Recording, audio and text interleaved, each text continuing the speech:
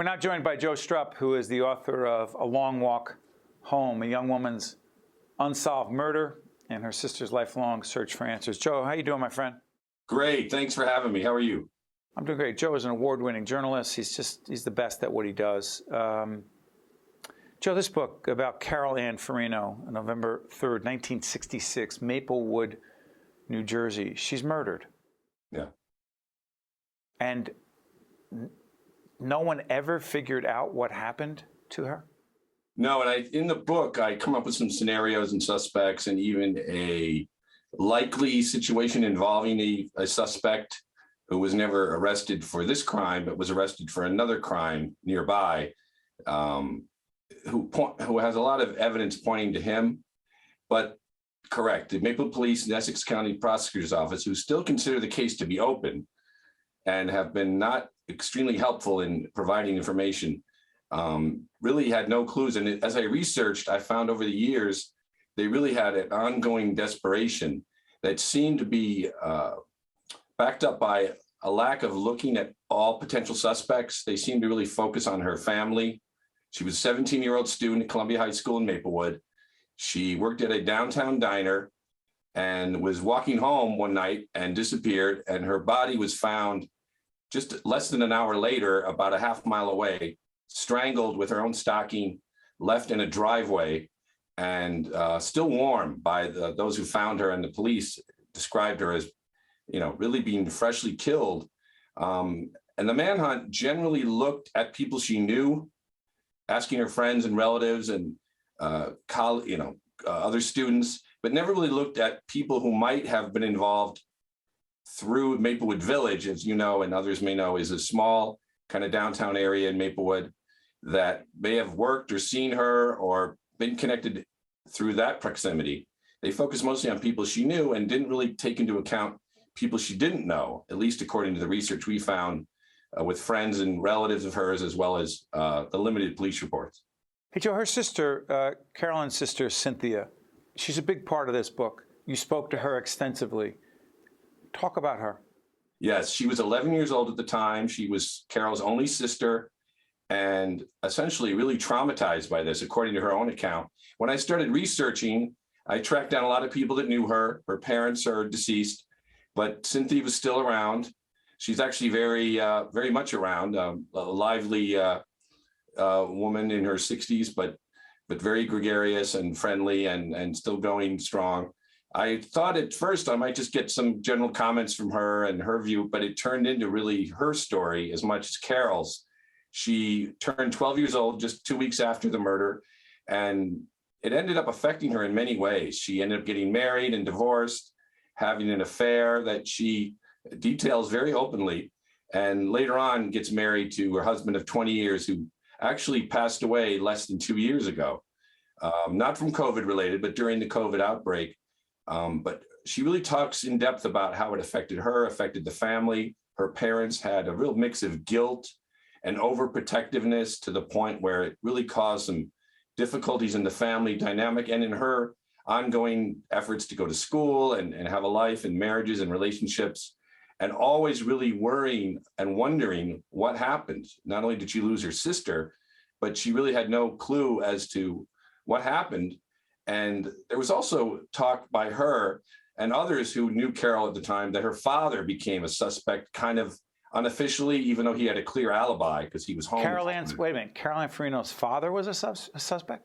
According to her and according to friends, there was always this sort of underlying view that he might have been involved, even though he had a clear alibi and there was really nothing that could tie him specifically to the killing. But she felt, and others felt, he was focused on too much. In the years that followed, they ended up actually moving to another part of Maplewood, and then they ended up moving down to the shore because they really didn't want to be around Maplewood because they felt they got so mistreated. Hey, Joe, let me ask you something. You've been a journalist for a long time. You understand media, you understand journalism, you're just a really good reporter.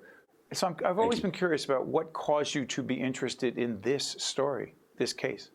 Good point. I've lived in Maplewood for 21 years. I actually grew up in New Jersey elsewhere and have lived here for more than 2 decades. My son still goes to Columbia High School. I did a story about 20 years ago on another murder in Maplewood. woman named Christine Burns, who was brutally killed in her home. That was unsolved for about 3 years. I did a story on that for New Jersey Monthly at the time. And all during the time I researched that story, I kept hearing about Carol Ann Farino. She was the only other unsolved murder in Maplewood history. So her name kept popping up. That murder was definitely eventually solved. A man was arrested for the crime and not even put on trial. He pled out. So every year in the years that followed, whenever we had a murder, which we've had our share, but this is hardly an unsafe town, as you know, the mention of Carol would come up. People would say, oh, it's the only unsolved case, this high school student. And then when I covered Maplewood for my website I used to run, maplewoodian.com, it would always come up whenever there was a crime of that kind of caliber. So I started looking into it. And the more I looked into it, the more I found out, as you know, as a man in the news, you talk to one person, that leads to another person, to another person. And eventually I got the whole story and really thought it was worth doing something to maybe try to get some semblance of a solution and maybe find out what happened. And then when I met Cynthia, it became a whole other interest to me as a person who's been in Maplewood and obviously has children one who's in Columbia High School, one who graduated a couple of years ago. Hey, Joe, I just want to remind folks, the name of the book is A Long Walk Home, A Young Woman's Unsolved Murder and Her Sister's Lifelong Journey. Francis. Joe, I want to thank you for joining us. Joe, early on in my career, I think you did a profile of me. I think you did. You don't even remember. Yeah. I hope it was in a good memory. It was great. It would have been a good memory on my side. Yeah. Because the other piece of this story that is interesting is that it involves Newark and Vailsburg. Her family was in Vailsburg before they came to Maplewood, and I know you have actually strong roots in Newark with your family. Absolutely. So I think it's interesting for people from that regard as well. Check out Joe Strupp.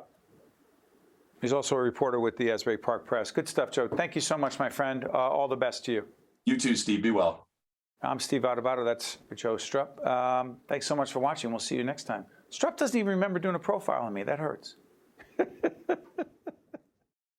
One-on-One with Steve Adubato has been a production of the Caucus Educational Corporation. Funding has been provided by the New Jersey Education Association, Choose New Jersey, Berkeley College, MD Advantage Insurance Company, the Fidelco Group, the Northward Center, the Russell Berry Foundation, the Adler Aphasia Center, and by Community Food Bank of New Jersey.